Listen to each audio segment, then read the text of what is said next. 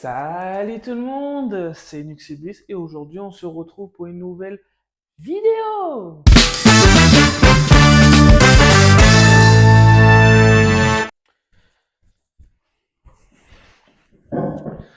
Et comme on se retrouve aujourd'hui pour cette nouvelle vidéo, et je vais vous parler de la mécanique rapide, donc mécanicien service rapide, qu'est-ce que je fais en quotidien?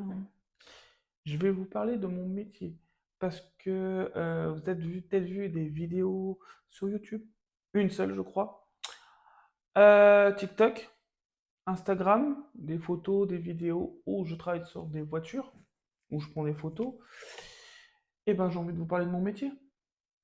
Qu'est-ce que je fais au quotidien, du lundi au vendredi? Bien sûr, je travaille jamais le samedi, dimanche.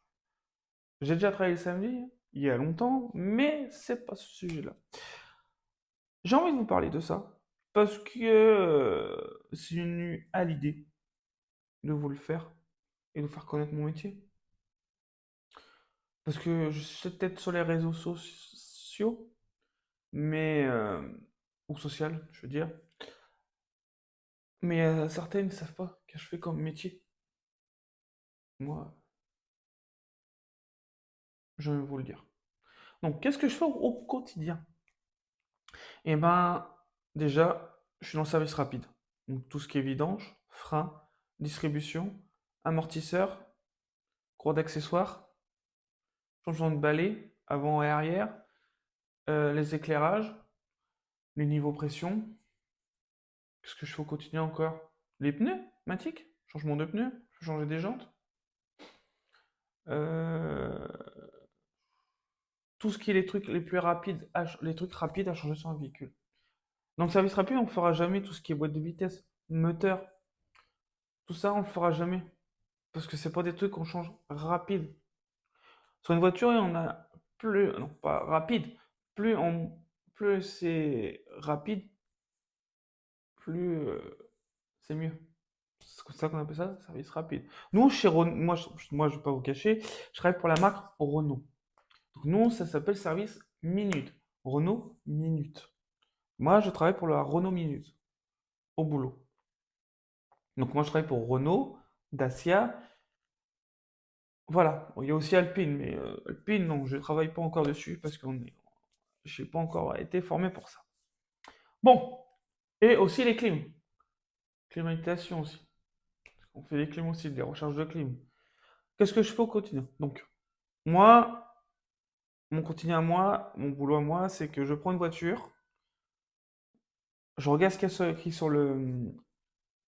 la fiche de travail. Donc, on a toujours une fiche de travail où il y a tout qui est écrit en détail et tout ce qu'on doit faire sur le véhicule. Donc, je prends la fiche, je regarde déjà l'heure, à quelle heure déjà la voiture elle doit être restituée au client. Donc, nous, si c'est marqué 17h, il faut qu'elle soit finie avant 17h. Si c'est écrit 15h, il faut qu'elle soit finie avant 15h. Si c'est écrit pour midi, il faut qu'elle soit faite avant midi. Très important, il faut que je respecte toujours les horaires. Ça, c'est le plus important pour les véhicules. Donc, moi, je regarde.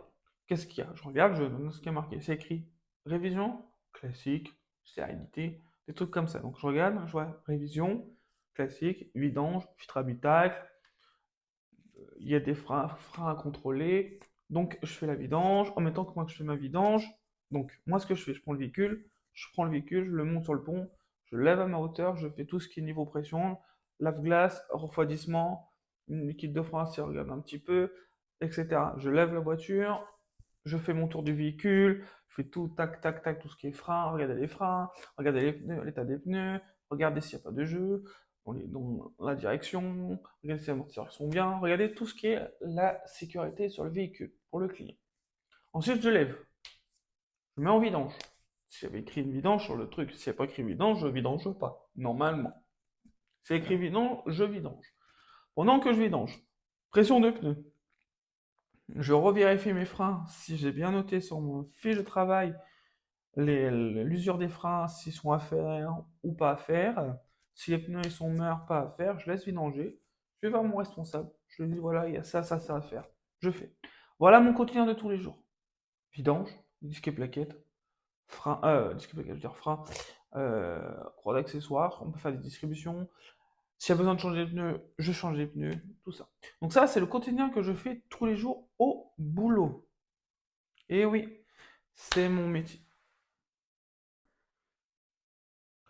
Maintenant, je vous ai parlé qu'est-ce que je fais au quotidien tous les jours. Mais là, je vais être allé dans les détails. Donc, pourquoi on fait des vidanges? À quoi sert à faire des vidanges? Pourquoi on change les freins? Quoi servent les freins? Pourquoi on change, on fait une distribution? Pourquoi on change la croix d'accessoires? Pourquoi on change un éclairage? Pourquoi on change ci? Pourquoi on change ça? Moi, je vais aller en détail. Je vais vous expliquer un par un chaque truc que je fais et à quoi sert. Donc voilà. Donc là, on va parler de la vidange. Pourquoi à certains kilomètres, on doit faire une vidange sur une voiture? Donc déjà, une voiture, quand elle sort d'usine, elle a de l'huile neuve dans le moteur. Donc l'huile, elle sert à lubrifier une partie des pièces du moteur qui chauffent pour pas qu'en chauffant, les frottements du piston, des parties du piston et d'autres pièces du moteur qui sont en relation avec l'huile du moteur puissent être bien je veux dire, correctement en fonction. Parce que si on ne change pas l'huile ou on ne met pas de l'huile au moteur, eh ben l'huile, déjà, ça vieillit un temps, parce que force de les utiliser l'huile, chauffe, elle chauffe, à un moment, il faut la changer. Eh ben, il y a des kilomètres et il y a aussi l'année. Donc, il y a certaines voitures, je sais pas toutes les marques, je les connais pas par cœur, mais je sais que chez Renault, c'est des voitures, c'est 20 000, 15 000 ou 30 000 pour faire les vidanges. Donc ça, faut bien le respecter, ou 1 an, 2 ans, faut bien les respecter. Si on ne respecte pas que ça, je peux avoir des trucs usés plus sur le véhicule, donc qui sont plus, qui peut être à venir à casser. Oui, parce que voilà pourquoi, ou faut pas aussi, si un jour, il y en a, ils vont peut-être pas venir chez Renault, ils vont dire bah tiens, je vais la faire moi-même, ah, pour bien en mettre l'huile. Si on met pas l'huile, le moteur on le fait tourner, les pièces qui frottent entre d'autres pièces du moteur, bah, ils vont frotter, chauffer, chauffer, chauffer. Et bah, ça va plus fonctionner, ça va peut-être casser le moteur. Donc, faut faire très attention pour ça. Donc, vidange, bien respecter tout ce qui est kilomètres, l'année, etc. Et bien aussi respecter la norme d'huile à mettre dans le moteur. Parce que certains moteurs, on va pas mettre de la 5W30, on va pas mettre de la 10W30, on va pas mettre de la 0,20 ou de la 0,40. Et les moteurs, ils demandent 5,30, moteur 0,20 ou 0W16, 10W40. Ça dépend que ce soit un diesel ou un essence. Chaque moteur a son huile appropriée. Très important pour ça. Moi, je vous le dis, faut respecter cette norme-là. Donc voilà. Donc ça, c'est la partie vidange. Ah oui, sur les vidanges, à bien changer aussi le filtre à huile. Donc il y a certains filtres à huile, ça se sert avec une clé, et il y a certains filtres à huile, il faut les serrer à la main. Ce que je fais tous les jours. Important. D'autres que je fais aussi au quotidien, les freins. Pourquoi on change les freins quand on a besoin? Les freins, c'est un disque et une plaquette. Quand vous appuyez, vous êtes en voiture, vous avez une pédale, vous appuyez sur votre pédale de frein. Vous avez un étrier, et dans l'étrier, il y a un piston. Le piston, avec la pression de la pédale, il y a un liquide de frein qui vient, et avec la pression du liquide de frein, bah, ça fait pousser le piston, ça fait sortir le piston, et ça fait pousser la plaquette. Et en poussant la plaquette, eh ben, vous frottez sur le disque, et sur la plaquette, vous avez une matière qui va se coller au frein, au disque. Et en frottant avec la matière du disque et la matière de la plaquette, et ben en frottant, ça enlève de la matière. Donc ça frotte. Et à force de freiner tout le temps, à freiner, souvent freiner, bah ça s'use. Et bah comme moi, comme mécanicien service rapide, bah, je suis là pour vous les changer. Moi, quand je vois que c'est usé au niveau de la plaquette, si que la plaquette est usée à 90, 95 ou 100%, je vais voir mon responsable et je la change.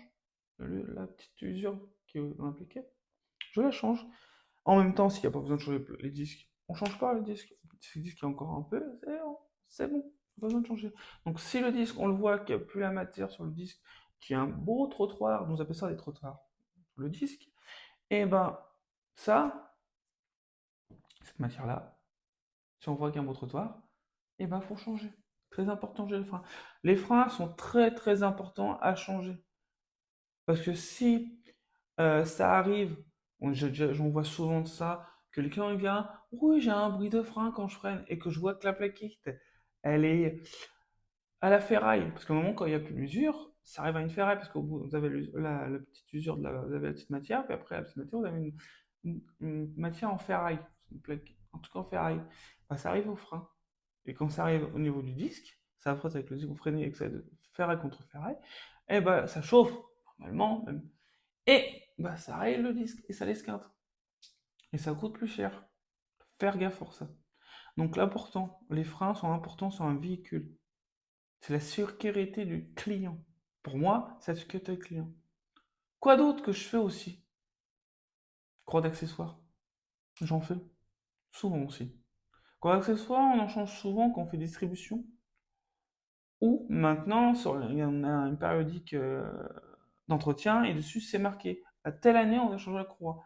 Donc nous, chez Renault, c'est tous les 5 ans. Tous les 5 ans, on change la croix d'accessoire. Ou 6 ans, ça dépend. 5 ans ou 6 ans. On change la croix d'accessoire. Très important. La croix d'accessoire, c'est une croix qui est reliée à une poulie en bas, qui s'appelle la poulie damper. Voilà. Qui est reliée, si le véhicule est équipé d'une clim, d'un compresseur de clim, l'alternateur, et c'est tout. Et plusieurs galets tendeurs et d'autres galets. Quoi sert cette croix? Bah, cette croix-là, elle sert, bah, elle tourne, et elle va servir à faire recharger la batterie. Vous avez une batterie de 12 volts. La batterie de 12 volts, elle sert juste pour faire juste pour le démarrage. La batterie, elle sert juste pour le démarrage du véhicule. C'est tout. Si vous n'avez pas cette batterie-là, vous ne pouvez pas démarrer votre véhicule, ça ne fonctionnera pas. D'autres. C'est pour ça qu'on a une croix d'accessoire avec un alternateur. Donc la croix d'accessoire, elle est entraînée par la poulie damper qui va faire tourner la petite poulie au bout de l'alternateur, qui va tourner aussi sur leur galet tendeur, et quand l'alternateur va tourner, la croix d'accessoire va tourner la poulie sur l'alternateur, et ben ça va faire recharger la batterie en même temps. Pour ça qu'on a besoin de croix d'accessoire. Bon, il y a certaines voitures maintenant qu'on n'en plus. Donc, tout ce qui est hybride, il n'y a plus de croix d'accessoire sur les hybrides. Fini. Je peux pas vous dire. Mais il y en a encore sur les essences.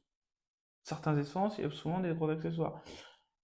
Voilà. Donc moi, je change beaucoup de croix d'accessoires. Et oui, c'est très important ça. Donc voilà à quoi sert une croix d'accessoire. Maintenant, on va passer à la croix de distribution. De croix de distribution, il n'y en a pas sur certains moteurs. Pas de croix de distribution sur tous les moteurs. On a les croix de distribution et on a aussi les chaînes. Donc les chaînes, moi, j'en fais jamais. Ça s'occupe pas dans les services rapides. On ne pourra jamais faire de chaîne en service rapide. On peut pas. C'est trop long parce il faut démonter plus de trucs et ça prend plus de temps. Donc une croix de distribution, à quoi elle sert? Donc déjà la croix de distribution, elle sert à quoi? Déjà à entraîner le vibroquin et les arbres à canne. Donc ça entraîne le vibroquin et les arbres à canne. Entre deux, vous avez une pompe à eau. Donc la pompe à eau, elle sert à faire circuler le liquide de refroidissement pour faire refroidir le moteur quand il est super chaud. Parce que certaines températures, le moteur ne doit pas monter à pas plus de température. Donc la croix d'accessoires, je veux dire, la distribution, elle sert à quoi? Donc la distribution, elle sert à entraîner les abracams et le vibroquin, et la pompe en même temps.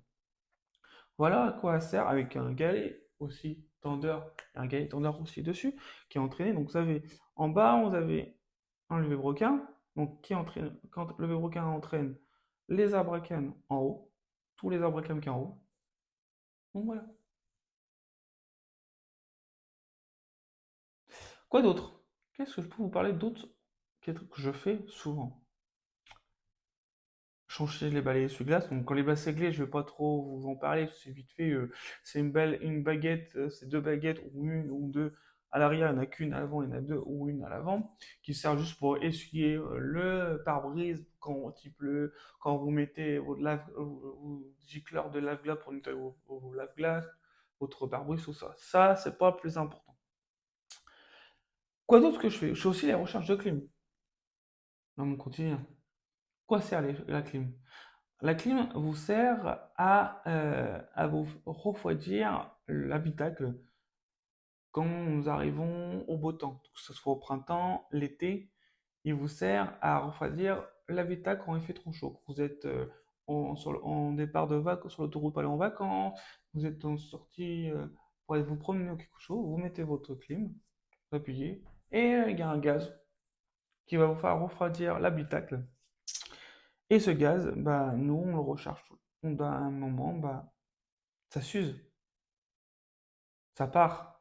Faut bien faire une recharge. Et ben, on est là pour faire votre recharge de clé. Donc, il y a deux gaz. Nous, maintenant, on a deux gaz. L'ancien gaz qui sert pour les anciennes voitures. Maintenant, les nouvelles voitures récentes ont un nouveau gaz qui est pareil, qui est moins polluant, qui est moins toxique et qui est moins dangereux pour la vie du quotidien. C'est ce qu'on dit. Mais en guillemets. Après, on ne peut pas savoir tout ce qu'il y a dans ce gaz-là. L'ancien, il paraît qu'il était plus polluant, plus dangereux et plus, comment dire, viral, quotidien. Donc voilà. Donc voilà à quoi servent les clims. Qu'est-ce que je peux vous raconter d'autre? Je change quoi d'autre? Les amortisseurs. Je fais aussi des amortisseurs aussi sur le véhicule. Changement d'amortisseur. Les amortisseurs, ça s'use aussi. C'est une pièce d'usure aussi. Un moment, quand vous prenez vos dodanes, prenez des nids de poules, ou quand une route est déformée, ou vous descendez d'un trottoir, vous avez besoin des amortisseurs. En fait, c'est pour stabiliser le véhicule. Ouais. Donc, à quoi sert l'amortisseur? Donc, amortisseur, c'est un ressort qui est pressé à chaque fois que vous descendez d'un trottoir. On a un dodan, un époux. Quand vous prenez les virages, ça appuie un peu sur un côté gauche ou côté droit, etc. Dedans, vous avez un gaz ou un liquide, parce que des fois, c'est hydraulique. Donc, ça appuie et puis ça s'use. À un moment, à force d'utiliser, ça s'use. Vous avez aussi une tête. En haut, vous avez la tête d'amortisseur avec un roulement. Donc, quand vous tournez, vous braquez votre roue à gauche ou à droite, la roue elle tourne, donc ça s'use les roulements. Très important, ça, faut faire gaffe. Donc, c'est un petit gaz à l'intérieur ou un liquide qui est appuyé. Puis, à un moment, bah, à force de l'utiliser, bah, ça s'use. Donc, vous appuyez, s'appuyer, et puis voilà. Faut pas trop faire gaffe. Faut vraiment faire gaffe à ça. C'est une partie de sécurité du véhicule. Parce qu'à un moment, ça va vous faire un bruit. Ça va faire un bruit. Quand vous passez au contrôle technique, le contrôle technique est obligé de contrôler les amortisseurs. C'est dans leur quotidien. Quand eux, ils vont passer au banc, ils vont voir si l'amortisseur est encore bon. S'il a pas, nous, avant d'aller au contrôle technique, on vérifie s'ils n'ont pas de jeu. Si la tête, elle n'a pas de jeu. Tout ça, c'est très important. Faut pas dire, on va pas faire repartir le client avec un jeu dans l'amortisseur. Bah non. Donc voilà, c'est pour ça qu'on nous, on vérifie aussi les amortisseurs, voir déjà s'ils font bien leur jeu, s'il n'y a pas de jeu, s'il n'y a pas de jeu, s'il n'y a pas de problème, tout ça, et s'il ne fuit pas aussi. Donc, soit à l'avant ou à l'arrière, c'est pareil. Pareil, pareil. Donc voilà, ça c'est la partie amortisseur. Qu'est-ce que je fais aussi? L'éclairage du véhicule. On vérifie toujours l'éclairage du véhicule. Donc à chaque fois que moi je rentre un véhicule dans l'atelier, j'ai mon collègue de gauche ou de droite, je lui demande de me vérifier l'éclairage, donc soit à l'avant, soit à l'arrière. Donc je vérifie les croisements, les pleins phares, les clignotants, les anti-brouillard avant-arrière, marche arrière et les stops. Donc les stops, c'est-à-dire les trois feux stop, gauche, droite et le troisième, donc ce qui est au central. Et ils me disent si c'est une Hachette qui est morte, une H4, une veilleuse de plaque, un clignotant qui ne fonctionne pas, bah ça on est obligé de le changer. C'est très important. Parce que dedans, dans les petites lampes, vous avez un petit filament. Et dans ce petit filament-là, à un moment, il se s'use, il se casse. En fait, c'est un petit filament, il va se casser tout seul. Puis la lampe, elle va plus fonctionner. Et si un jour vous faites contrôler, vous passez dans la rue, vous mettez vos feux le soir, bah, ça va pas vous éclairer. Et si un jour vous voyez la police passer, la police vous arrête, vous pouvez prendre une amende. Faut pas. Les stops derrière, il faut qu'ils fonctionnent. Quand vous appuyez sur votre frein, bah, il y a, il y a les feux stop qui s'allument. Les feux stop, ça sert à quoi? Bah, en fait, c'est pour que le véhicule qui est derrière vous sache que vous freinez. Parce que si les feux stop ne fonctionnent pas et que vous freinez, que ça ne fonctionne pas, le monsieur qui est derrière avec sa voiture, il va pas savoir si vous freinez ou pas. Et ben, il va vous rentrer dedans. Bah, il faut pas. Donc c'est pour ça que nous, on est là pour vous changer ça aussi. Si ça ne fonctionne pas, on le remplace. Clignotant aussi. Si le clignotant fonctionne, donc c'est bon. S'il ne fonctionne pas, vous mettez votre clignotant et que derrière, il ne voit pas que vous tournez à gauche ou à droite, pas de problème. Peut-être avoir un accident. Pour ça que aussi, ça, c'est de la sécurité. L'éclairage aussi est partie de sécurité. Donc voilà. L'éclairage aussi. Il n'y a pas que des lampes. Parce que maintenant, sur une nouvelle voiture, il y a les LED. En outil de LED, c'est une petite LED, c'est un petit truc diode. Petite LED, c'est une petite diode, je crois. Sur sa petite truc LED. Il y en a, je sais pas combien sont les nombres. Et ça maintenant, si c'est mort, on change le feu complet. Parce que ça, c'est peut-être compliqué parce il faut ouvrir le feu. Il faut changer la petite pièce, machin, tout ça. Plus compliqué et ça coûte plus cher. Ça coûte moins cher de changer le phare complet ou le fer arrière complet. C'est plus simple. Donc même les LED aussi, les feux à LED, on les contrôle aussi. C'est très important. Tout ce qui est éclair sur le véhicule est très important, on le contrôle. Qu'est-ce qu'on fait aussi qu'est-ce que je fais aussi? Le klaxon. Je vérifie aussi le klaxon. Donc le klaxon, c'est quoi? C'est quand tu appuies sur le volant ou un petit commodo sur le côté. On vérifie si ça fonctionne. Bah, s'il ne fonctionne pas, et ben, on fait un petit contrôle. On vérifie si c'est pas le commodo et on vérifie si c'est pas le klaxon directement qui fonctionne pas. Ou le fusil. Donc voilà. Donc ça, c'est tous les trucs que je fais tous les jours. Vous ai parlé au quotidien. Donc voilà. Bon, sur ce, moi, je vous souhaite une bonne fin de vidéo. Je vous dis à la prochaine. Je vous dis c'est nickel. Je vous dis ciao et à bientôt pour une nouvelle vidéo.